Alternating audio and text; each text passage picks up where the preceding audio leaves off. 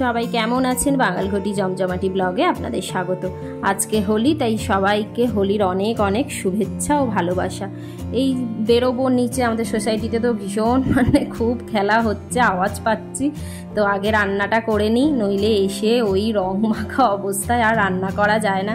আজকে একটু এঁচোর চিংড়ি বানাবো, ব্যাস ওইটাই, এঁচোর চিংড়ি আর ভাত।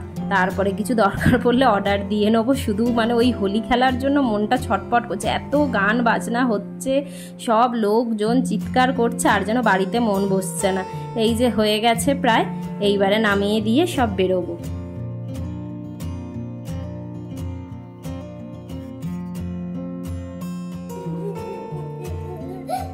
এই আর একজনকে দেখুন, আমাদের বেরোতে দেরি হচ্ছে দেখে পিচকারিতে জল ভরে এখানে একা একাই খেলা স্টার্ট করে দিয়েছে।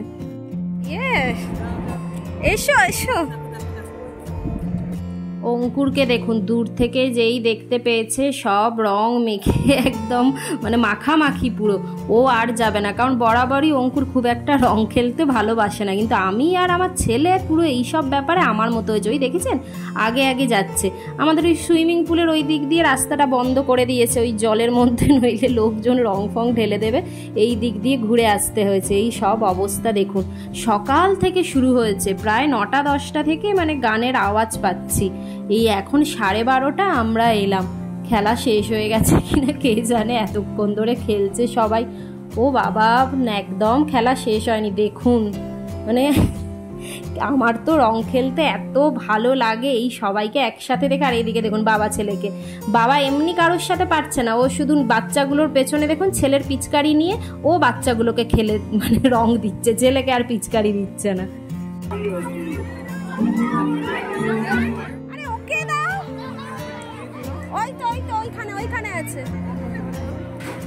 একটা বাচ্চা এসে অঙ্কুরকে পিচকারিতে করে রং দিয়ে গেছে, সেই থেকে অঙ্কুরও ছেলের পিচকারি নিয়ে খুঁজে যাচ্ছে বাচ্চাটাকে। আর আমার মুখটা তো দেখানোর মতো নেই, আসা মাত্রই এখানে এমন আমাকে মুখে চোখে সারা গায়ে রং মাখিয়েছে, আর ওই জন্য আমাকে দেখাচ্ছি না। আর অঙ্কুর সারাক্ষণ দেখুন ওই এখনও খুঁজছে কোন বাচ্চার গায়ে রং দেবে। বড়দের সাথে তো জানে যে খেললেই ওকে আর বড়রা কি ছাড়বে, ওই জন্য বড়দের সাথে খেলছে না, বাচ্চাগুলোর সাথে ও খেলে যাচ্ছে। সবাইয়ের অবস্থা দেখুন শুধু। আমাদের বাড়ির ওখানেও রং খেলা দারুণ হয়, সেই ছোটোর থেকেই এত রং খেলেছি না, ওই জন্য খুব ভালোও লাগে।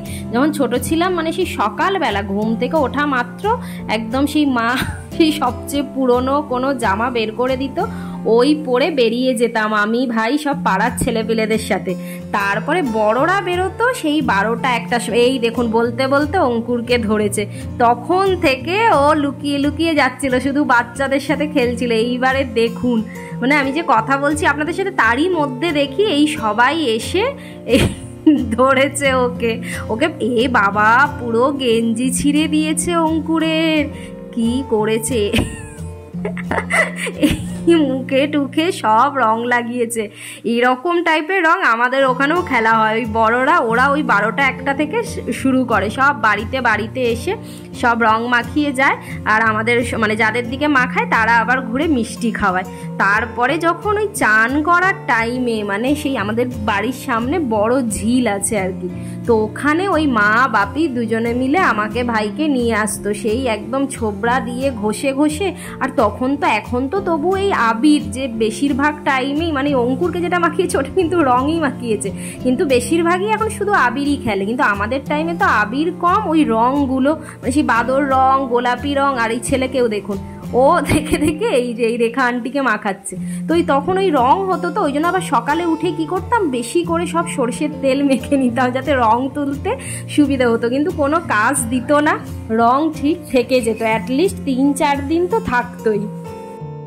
12:30 থেকে এসেছিলাম, এখন 2টো বাজে। অঙ্কুর তো ছেঁড়া গেঞ্জি টেঞ্জি নিয়ে বাড়ি চলে গেছে। ওকে বললাম যে তুমি গিয়ে আগে চানে ঢোকো। এই চান করাটাও আবার এই রং খেলার পরে খুব চাপের হয়ে যায়। আমরা এখন ফিরছি। তো চলুন ব্লগটা শেষ করছি। যদি ভালো লেগে থাকে তো লাইক অ্যান্ড সাবস্ক্রাইব করতে ভুলবেন না।